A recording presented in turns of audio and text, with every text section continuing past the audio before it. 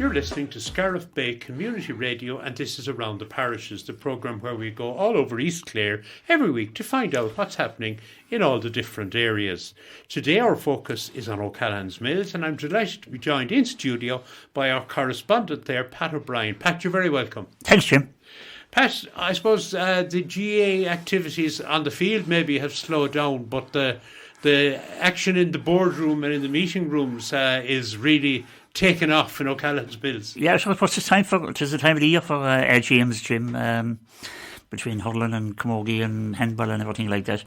The GA club AGM is on Sunday next at the 10th of December at 7 p.m. So I suppose they were reviewing the year, and I suppose the highlight of the year, maybe early on in the year, was the Hamilton Park 100th anniversary of the opening of the pitch in Kilkishen.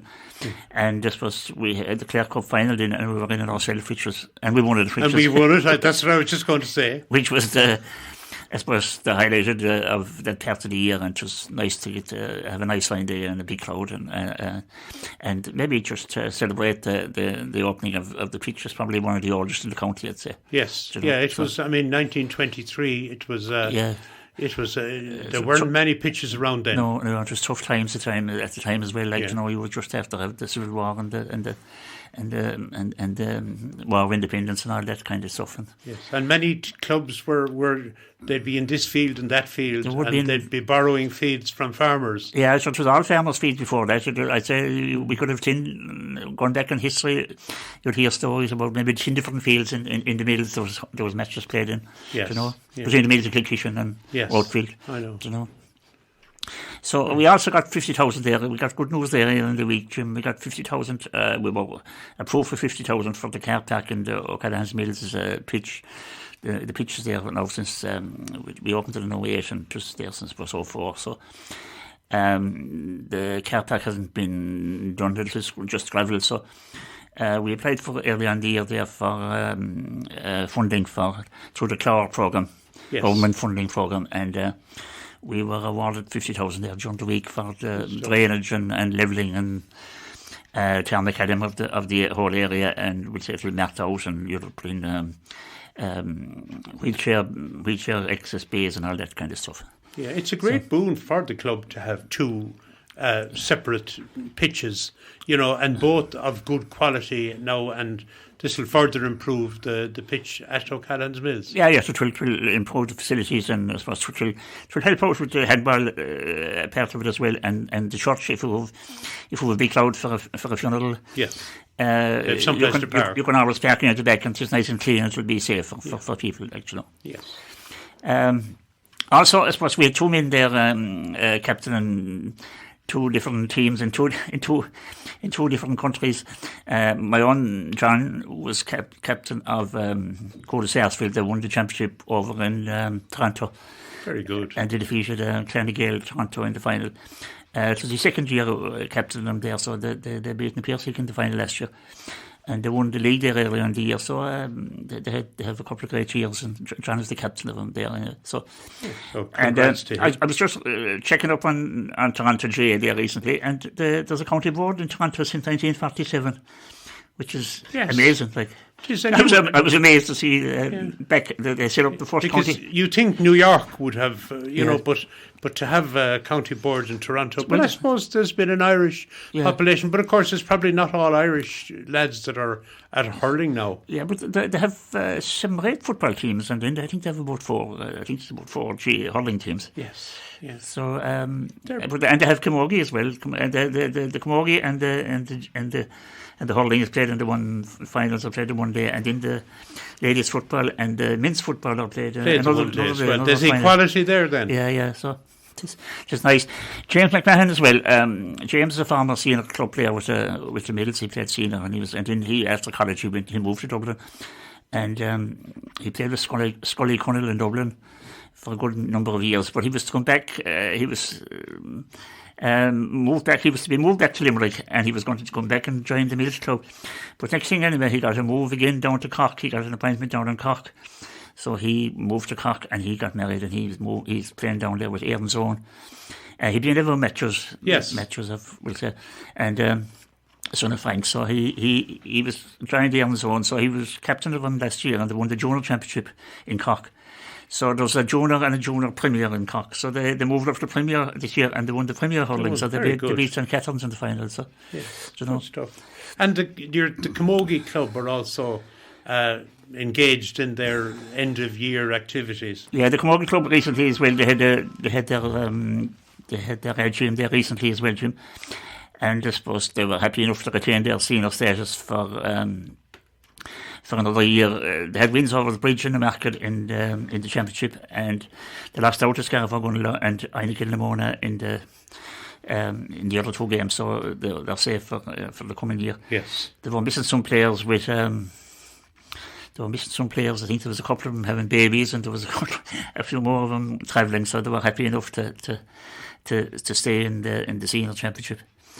Kate O'Gorman, of course, was a member of the Clare Junior team, though. They won the All-Ireland and they had a win over Tipperary.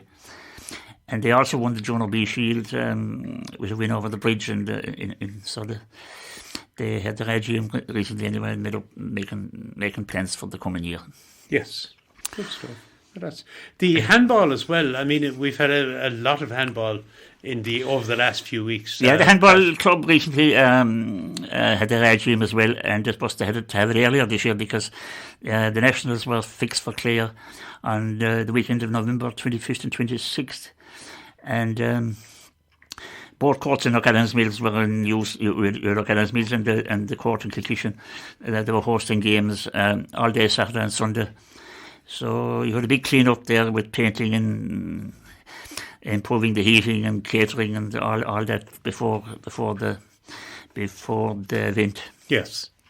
I was there. I think I was doing the Saturday Chronicle here, and on the way back I called to the handball alley in O'Callaghan's Mills, and there was a fine crowd there, and it was the Girls' A Championship was on there at that time, and everything was going well anyway. Liz Murphy, everything went off like clockwork. Liz Murphy was the officer in charge in O'Callaghan's Mills, and you had Aidan Moroney in Kilkishen, so plus the members of the committee were there as well. So it went very well, and everyone was very happy with the way it turned out. Yes, and it was, I know the people, because we did the finals, and we were broadcasting live from Tuamgraney, but the various officers and people we interviewed were very, very pleased with the way it worked out and the way all the clubs had rode in. Yeah. You had the senior open final in Tuamgraney, both men's and ladies. Yes. Mm. Okay. So it was great. It worked out well for them. And promoting handball as well, which is maybe isn't as prominent as maybe the hurling and the camogie and things like that. No, but it's funny, we were talking to Diarmuid Nash this weekend, or he will be on Sportsline today, and we recorded the other night. But I think there's 12 clubs in Clare, and he was saying that's very high, because a lot of places there wouldn't be anything like 12 clubs.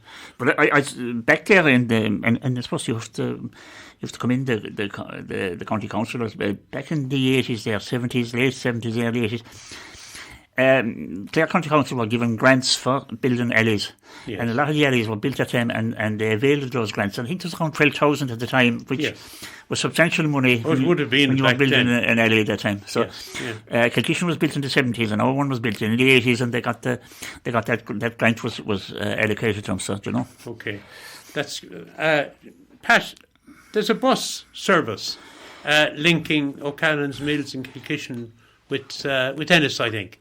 Yeah, there's a new bus service there, Jim. Everyone knows probably the local link buses going around the country, but there's a new route there recently. It's Route 318, and it's Transport for Ireland. They're promoting, local link in the rural areas of the country.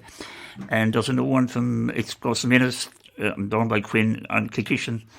O'Callaghan's Mills, Broadford, down the push on to Limerick, and I think, and back as well. So.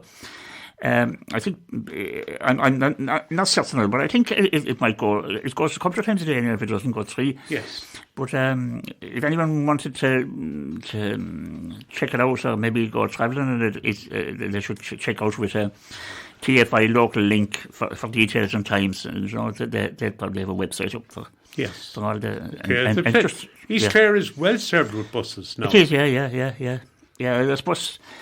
it will take a bit of time maybe for people to use those buses as well, Jim, because over the years, Listen, there's the 12 o'clock hills. I thought people who walk the 12 o'clock hills would take it easy for Christmas, but not at all. No, well, no, Patsy Devil doesn't believe in taking it handy. Yes. Yeah, in his committee there, they have a walk on a Solstice walk on 23rd of December at 6 o'clock, Jim, and you can park at Belvoir Car Park and Tradehead, and you can be there at 5:30. You want to bring a torch, walking boots, and warm clothing, and I don't think there's no dogs allowed. So mulled wine and mince pies is going to be served at the Massrock. Yes. You go up as far as the Massrock, and donations can be made through the website www.12o'clockhills.com. Yes. And actually, they had one there at Halloween, and they had 400 members on a walk in October 27th. I think it was at 8 or 9 o'clock in the night time. And yes. So I suppose bring boots and dress up well and have a torch. Have a good torch. Yeah. Great stuff. And you had a fair over in Kilkishen, I think, was it last weekend? Yeah, the Kilkishen Annual Christmas Craft and Food Fair was held last weekend, Jim, on Saturday and Sunday. And crafts, your Christmas baking, cheese stands and paintings and local food producers and all that. And you had local craft people and local food producers. It was on the Cultural Centre in Kilkishen, and it was a fine attendance. So it was a Christmas event every year. It is indeed. You and I covered it live on the radio one year. We did, yeah. Over from which was actually, that was in the Mills, yeah. Okay, and one of your rugby sons is back. I won't say he's back amongst us, but he's a bit nearer than he was. He's a bit nearer home now, Jim. Yeah, on the rugby front, Noel McNamara, who was out in France with the Sharks there for 2 years coaching. Of course, he had great success with the Ireland under-20s and Leinster and the Irish schools teams. And he went off to France, I suppose, or off to South Africa for some 2 years experience. So he's back now with the Bordeaux Beagles in the south of France. So I suppose it's a nice wine country. Lovely wine country, I'm sure he'll enjoy it. But lovely man. We interviewed him. On a couple of occasions. You set it up in Kilkishen the day we were over there. Listen, in the few seconds we have, one of your sons over there was selected to represent as a candidate for the county council. So I suppose the county council elections are coming up in June 2024, and O'Callaghan's Mills native and the current mayor of Clare, Joe Cooney, was selected recently to contest the Killaloe municipal district for 2024 at the Van Gael convention in Connacht-na-Gaoithe and Tulla. And Cyril Crowe and Pat Burke, he's running mates in it, so. Okay. Yeah. Be interesting to see. It will. Okay, Pat, loads happening there. We packed a lot into that programme. So, listen, many thanks for joining us in studio today with all the things that are happening in O'Callaghan's Mills. And I suppose we could wish you all a happy Christmas at this stage, Pat. Yeah, and sure, I'd like to wish all the listeners from Scariff Bay Community Radio a happy Christmas as well, and a prosperous New Year. Lovely. Pat O'Brien, thank you very much. Thanks, Jim. So we'll see you in the New Year. Yes. Thank you.